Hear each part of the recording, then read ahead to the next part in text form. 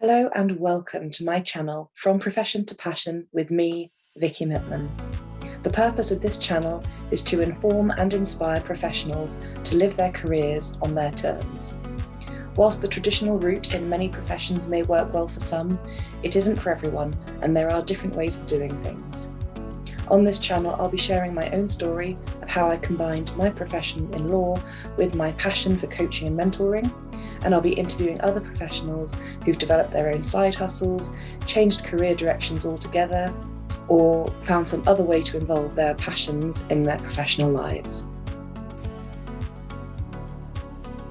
So I'm really excited today to be joined by Laura Thomas. And Laura and I actually worked at the same firm some years ago, but she's at a very different angle. Laura's a barrister and she's also a director of Consultee. Laura, can you tell us a bit about your story? Hi, Vicky. Thanks for inviting me on. Well, they say, don't they, a path is never straight. Well, it certainly wasn't for me. I came to what I'm doing now through a very winding path. So I started my career in London, in Chambers. I did bar school after university in London. I was lucky enough to get pupillage at actually one of the top criminal chambers, 2 Bedford Row. And I had a very exciting pupillage. So for those who don't know much about pupillage is like your training contract really for barristers. And I spent mine at the Old Bailey, sitting with one of the main prosecution barristers at the Old Bailey. So I was involved in some really exciting work. I was involved in, exciting and tragic all at the same time. I dealt with the first Damalola Taylor prosecution, and the first one, the one that unfortunately went very badly wrong. And that was just, sitting next to Damalola's parents every day in that courtroom, and something I will never forget. I also did some cases with some other big murder cases. So the prosecution of Levi Belfield, the murders of Amélie de Lagrange, Marsha MacDonald, Kate Tweedy, and then more latterly, Millie Dowler was also thought to be one of his victims. Again, great for the CV, but interestingly, I think those sorts of cases are what then took me on a slightly different path, because there was a lot of personal cost involved in doing cases like that, particularly at such a young age. And at that stage, there wasn't really any mental health support or any talking about that. And so I think I realised quite quickly that I probably wasn't going to carry on doing that sort of work for my whole career. Had quite a profound impact on me. So I started to specialise in health and safety, and I worked for a while for the health and safety executive in their solicitor's office on secondment from Chambers. Mm-hmm. And they prosecuted obviously the major cases that the HSE brought, and they then instructed me to prosecute for them, sometimes with leading counsel, sometimes on my own. And I got to work with some of the leading QCs that did health and safety law, such as Richard Matthews, who's still one of my heroes. And I then hit a real crossroads about 6 years in, when my dad died. And it had a huge impact on me. My mum had died some years earlier. My dad then died, and it had a huge impact on me. And I sought some help. And I tried to work out what was really important to me. And I realised actually fundamentally I'm a country girl. I'm not a city girl. And London really probably wasn't working for me. So I looked around, and instead of joining a Chambers sort of out of London, I thought, well, why not see what else is out there? So that's when I ended up joining Burkitt's, where we worked together for a while, Vicky. And I was given the brief that they wanted to set up a regulatory team. There's a wonderful consultant, Malcolm Savory, who worked for Burkitt's, and he was sort of saying, well, I want to start slowing down a bit, and we need someone to start picking it up. So I then set up effectively the corporate and regulatory defence team at Burkitt's, and grew the team from Malcolm and I to a team of 11, I think, when I left. I was there for 12 years. I was a partner for 6. I felt that was it. I thought, this is it now. I'm going to be here. But there was still something niggling inside me. And I thought, I'm not sure this is going to be me forever, because I became partner quite young. I think I was about 31, 32. Wow, very young. And then I thought, oh, what do I do now? You're meant to finish up at the end, and you're not at the end. No, I was like, oh, I'm partner now. And so I had my children, and I did the horrendous juggle of wanting to have a good career and have a family, and I struggled with it. You know, I worked every single combination of part-time hours that ever existed to try and make it work.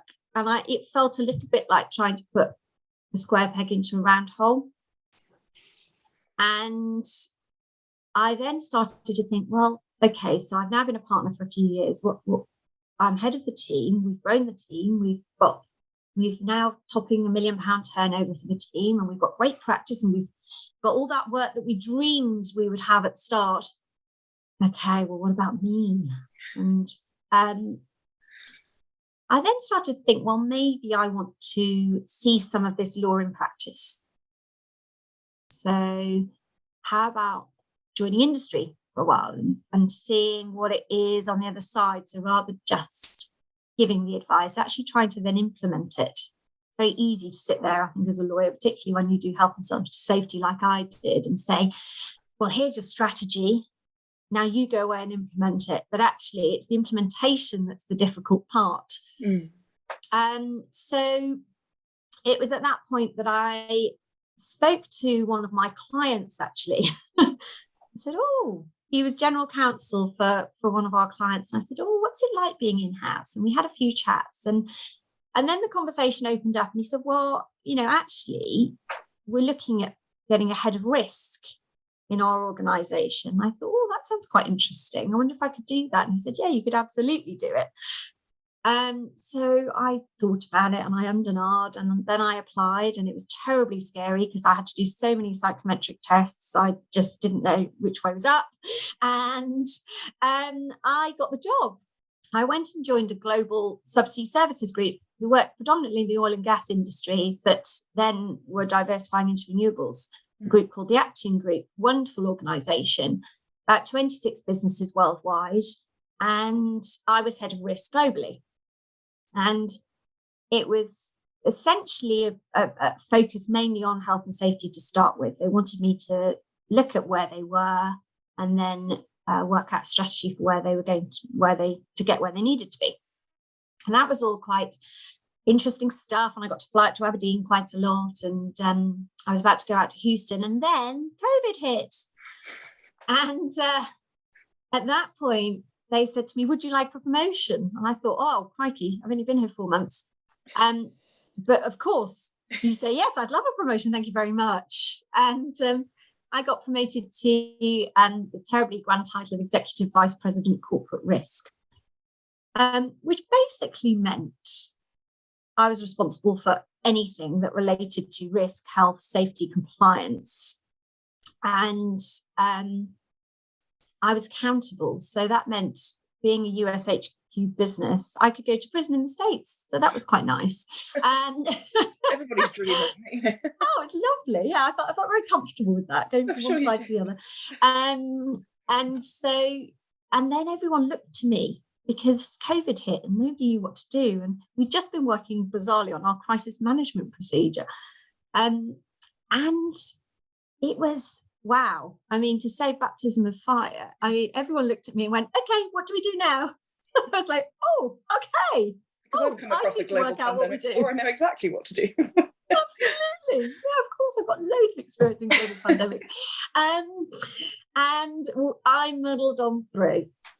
But interestingly, talking about kind of a winding path, I think it was at that point that I then hit another crossroads, because the way I muddled on through was to really focus on mental health and wellbeing.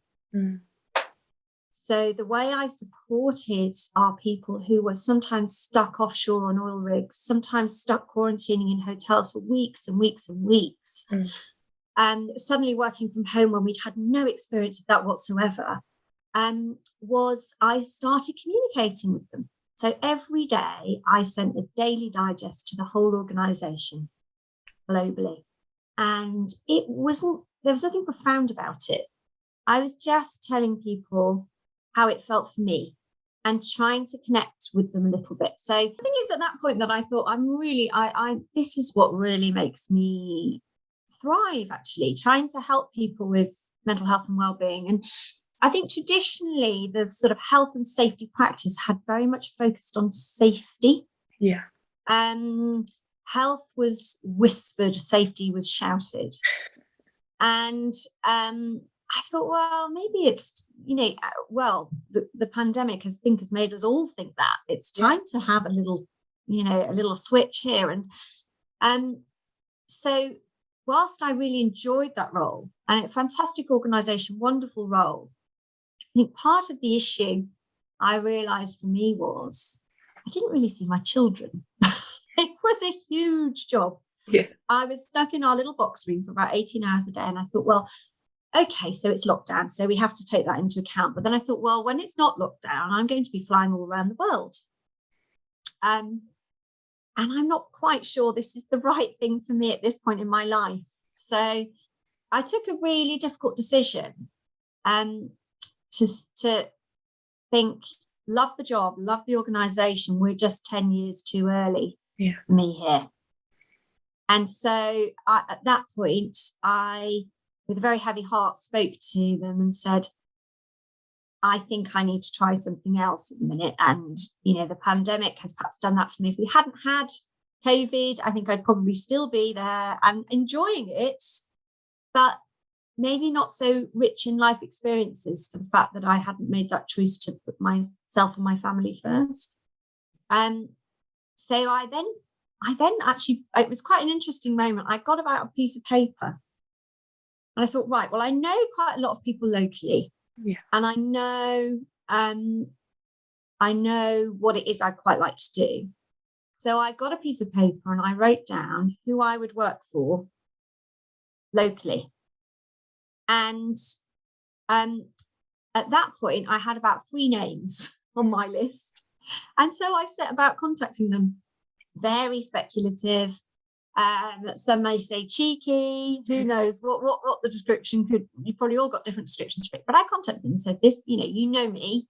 I know you. You know what I can offer. This is what I'd like, and I'd like to work part-time."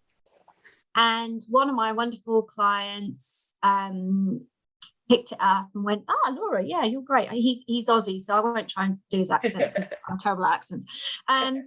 But he said, yeah, Laura, you're great, but you're too great for us. And I was like, no, absolutely not. Let's just step back again. Yeah. This is what I'd like to do. Do you have anything? Well, funnily enough, actually, yeah, I think we might do. So then started my role at Jackson Civil Engineering. And I was their legal and QHSE director, so Quality, Health, Safety and Environment director. And again, taught me huge amounts about putting stuff into practice. It was all very well having the theory as a lawyer, but I realised perhaps I'd been a little naive. Yeah. Maybe sitting in my legal seat, thinking that these things were very easy to put into practice when actually they're really not. Yeah. And what was at the centre of that was people. So again, I was coming back to this theme of, people and what makes people tick and what motivates people. And so I had a wonderful year at Jackson Civils, working with some great people. But there was still this niggling thing in me. And I was like, I know this isn't forever. And it was never meant to be forever. But I then thought, I think I need to go it alone. So I took the quite scary decision and said, no, I'm going to go it alone because I think I can help organisations to focus on their people, which will improve their health and safety strategies and their environmental strategies and their risk strategies and compliance strategies. So I set up Consultee.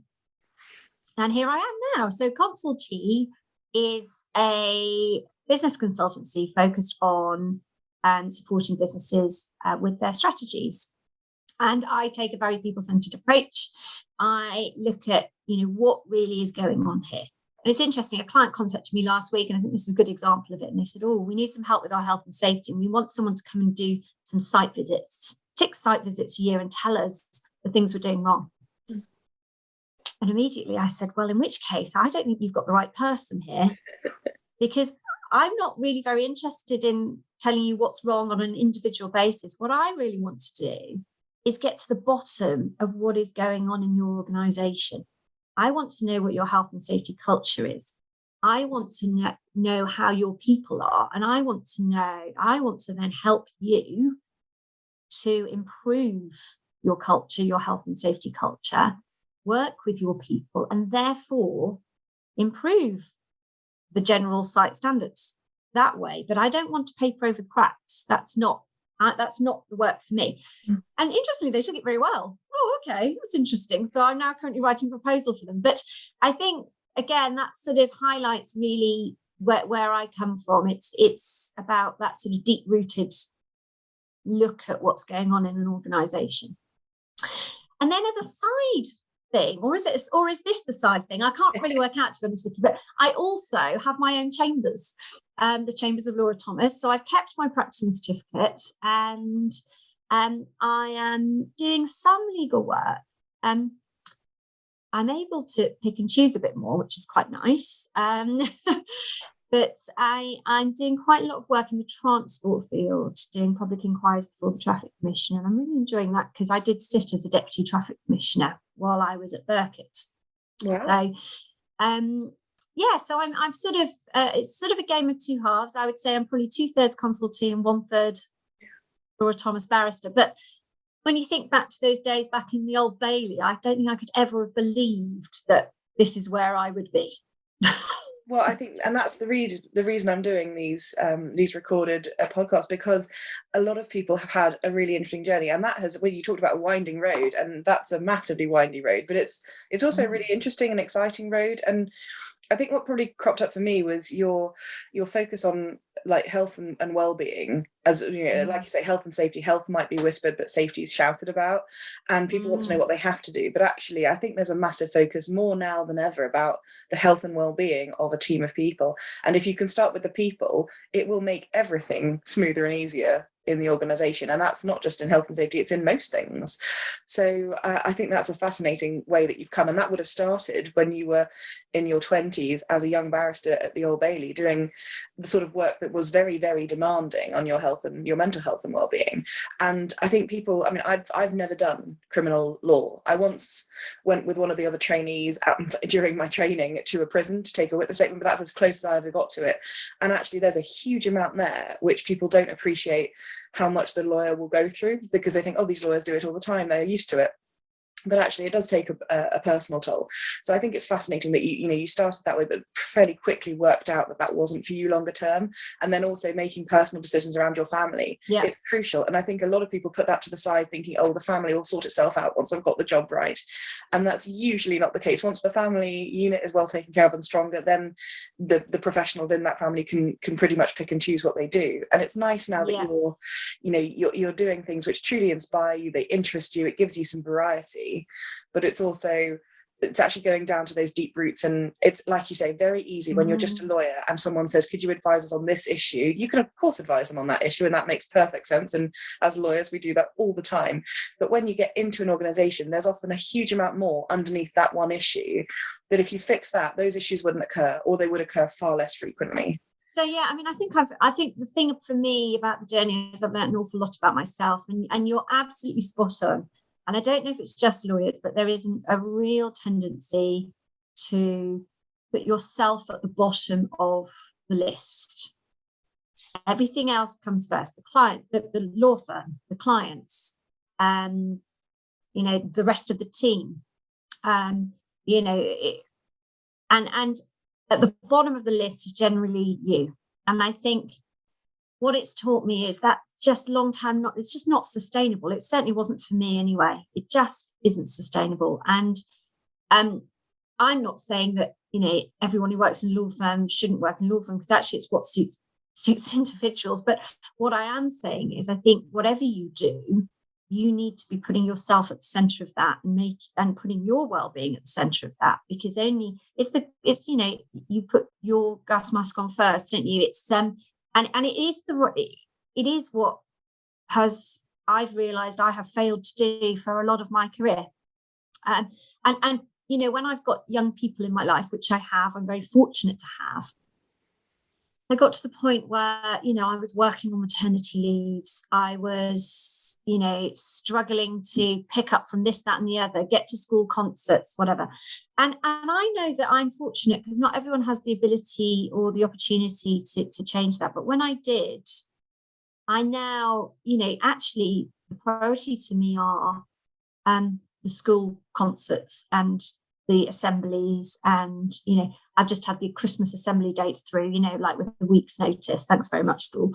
But actually the flexibility is I work for myself. So if I have to say to that client, I'm really sorry, I'm going to have to just do a half day that day, because then that's okay, because I can do that. And I appreciate, I'm very, very fortunate to be in that position. But I think my whole career's probably maneuvered me into this position, really. Those very long hours, that really hard work, that really stressful work has meant that now I can take these choices. But I think what I have learned about myself is hugely, hugely important for not just my working life, but my life generally. And it has to be around mental health, well-being, and trying to put yourself first, which I struggled with for very many years. I think, and you're not the only one, certainly not the only lawyer, and we probably know a lot of lawyers between us, because that's our profession. And I think you probably find that same thing. Other people watching this who are lawyers will be nodding along saying, yeah, that's true, I tended to put the firm first or everything else. And I did it for a long time until I went self-employed, and even then it took me a while to figure out that I should put myself first, because if I didn't put myself first and I didn't work, nothing else worked, because I was it now. Absolutely. But it was a real change in mentality that got me there. And it's now that freedom and flexibility, like you said, that's a key driver for me. It wasn't when I was full-time employed, and actually I like the comfort and the security of full-time employment. And now that's not as vital to me, because I know I can do it alone. But also what's really important to me now is feeling strong and confident in my everyday life, because that means I can provide a better service to my clients, whether they're coaching clients or legal clients. And it's about that freedom and flexibility. And it's never occurred to me now that I have to work until midnight to get something done, because I really don't have to now, because it's my job. What I take on is my choice. So that does make a huge difference. But if you were, and I think I probably know the answer from what you said, but if you could give your 21, 22-year-old self some advice, or if you could give somebody else who's thinking, is it for me, some advice, what do you wish you'd known at the beginning that you know now? Oh, it's so difficult, isn't it? Because I think the answer there has to be try and put yourself first and believe in yourself. I think, I had some, particularly in my early career, I had some awful instances of discrimination, bullying, that now I look at and think, gosh, how on earth did I put up with that? Wow. And I just always put myself at the bottom of the pile, and I feel quite sympathetic towards my 22-year-old self, shoved into a world that was a really quite grim world, to be honest, in criminal law, dealing with murder, rape, drugs, guns. Without being strong, I wasn't mentally strong. As I said, I'd lost my mother at quite a young age, and then I lost my dad in my mid-20s, and I was all over the place, and I was on a bit of a kind of self-destruct mission. I worked hard, I played hard, I drank too much, all those sorts of things. So I think the best advice would be to look after yourself, because no one else is going to look after you if you don't. Really I think the second piece of advice I would give myself is similar, but believe in yourself. So when there are those doubters, when there are those bullies, which there are in every profession, I'm not just saying law, and I think law has got a lot better. The bar used to be pretty like the Wild West, I would say. When you face those people, but believe in yourself, have, the believe that you do deserve it. You are there. I suffered terribly with imposter syndrome throughout my career. You know, what am I doing? I still do it now. You know, why would someone want me to help them with this? Well, probably, Laura, because you've had 20 years experience of you know doing what you're that. doing. You're coming at it from a practical, holistic viewpoint with all of this experience. But still, you know, I stand and go, oh, that's interesting. So what to pay me to do this? Isn't that interesting? And also, I think grasp opportunities. And I did do that, but I think there were probably other opportunities that I could have grasped that I didn't, because perhaps I didn't have the confidence and belief in myself to do it. But grasp all the opportunities. Don't necessarily think that your career is, you know, a straight path. Because mine's shown it really isn't. And I've enjoyed that, but it's taken me a long time to get there. You know, my 12 years at Burkitt's were 12 very solid years. You know, it was in one place and that was it. And I was staying there and, you know, oh, look, you can get partnership and then you might be able to get equity partnership. But I knew fundamentally that wasn't right for me. So I followed that. Yeah, just a little slower than perhaps I wish. That's actually sometimes a hard thing to admit, because I remember having a conversation with my dad and he said, so what's the, you know, you've been promoted and you've been made an associate, you've joined Burkitt's, what's the next step? And I said, well, eventually senior associate or legal director and then partner. And he asked me, as parents sometimes do, is that what you want? Do you want to be a partner? And I just remember crying inside thinking, no, I don't want to be a partner. And it just wasn't for me. And I think getting to partnership is an amazing thing. And I've got a load of my peers now who are becoming partners and have been for the last couple of years, and just purely because of our years of qualification. And I see them do it and they're so excited and it's so wonderful. And I knew that wasn't what I wanted, because I always saw myself with one foot in law, but one foot in something else. And I didn't know what that something else was until about 4 years ago, when I realized it was coaching and mentoring. Because like you, I'm massively interested in how people make their decisions, what motivates them, how people can increase their confidence, how they can increase their performance, their effectiveness, because that all starts with them. And I thought I wasn't getting that in law, but I love the franchise side. So I still am a franchise lawyer, but I'm also a coach and mentor. And there were a few early years in the coaching side when I was saying to a coach supervisor, I did a qualification, and I said to my supervisor, why would someone pay me for coaching? I didn't know anything about it. And she said, it's because of all of these years advising directors of businesses. You know far more than you think you do, not just about franchise law, but about all of these aspects that they're dealing with and struggling with and motivating their teams and performance issues. You know all of that because you've been dealing with it from a different angle. And it wasn't until I started to say, I do have some skills that might help. And a bit like you said, that imposter syndrome can really be quite damning, and it's something we put on ourselves. Other people are watching us thinking, God, I wish I was doing what they're doing, you know. Isn't Laura sailing? Yeah, and Laura's thinking, oh gosh, should I be doing this? Will people pay me for this? You know, it's totally we hold ourselves back, and it's only us that do it. It's funny you talk about the coaching. I mean, before I took this final, which is it a final leap? I don't know. I say final leap. That's interesting. It might not be a final leap. Who knows? Before I took this leap recently, I went to see a coach. I think everyone needs to see a career coach, to be honest, because it is about holding that mirror up to yourself, isn't it? And understanding yourself and understanding what makes you tick, and then what is going to fundamentally make you happy. And I think we pigeonhole ourselves a little in life, and I am a lawyer, I am a barrister, we let it define us. We let our identity be what our chosen professional career is.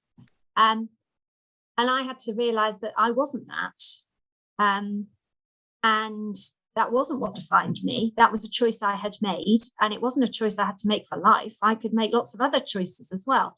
And I do think that was hugely important in that switch that I made, and realizing, actually, I don't think I want to do this forever. So I'm fully on board that everyone should have a coach. I think it's vital, and you're brilliant. And I didn't pay her to say that. Hopefully you'll get lots of people signing up. No, it is good, because I think when I first saw a coach, I remember thinking, this is what I should be doing. This is transformative. And what it does is, the coach I saw was asking me questions that I didn't know to ask myself. And I thought, good question. And I didn't have the answer.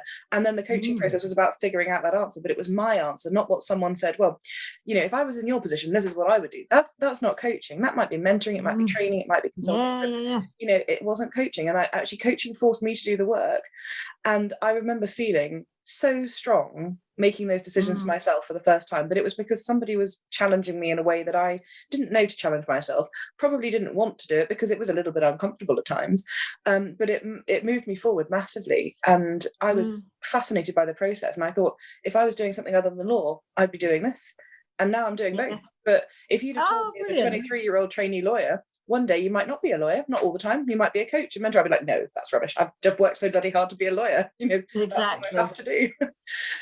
But I think, and almost, I liked it when you said, is this the last leap? What if there's something else? But that doesn't scare you anymore because you've done these things, you've taken these steps. And as a result, now you're a bit more open to the opportunities. And if something comes along, you'll be less risk averse in taking it. You might think, let's at least contemplate it. Let's think about it.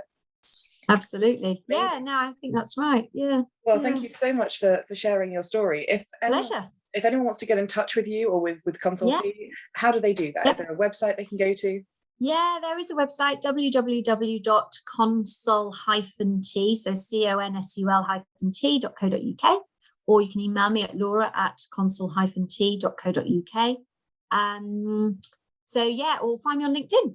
Of course, everyone's on LinkedIn. All good professionals are on LinkedIn. We're all on LinkedIn now, aren't we? I do as much as I can on LinkedIn. It'd be lovely to hear from anybody if they'd like to get in contact. Fantastic. Well, thank you so much again for sharing. Thank you for watching this video, and I hope it's provided some food for thought. If you've enjoyed it, please subscribe below and feel free to like or comment. I'd love to know what you think. If you're interested in hearing more about this, please join my Facebook community, From Profession to Passion with Vicky Mittman. I'll see you next time.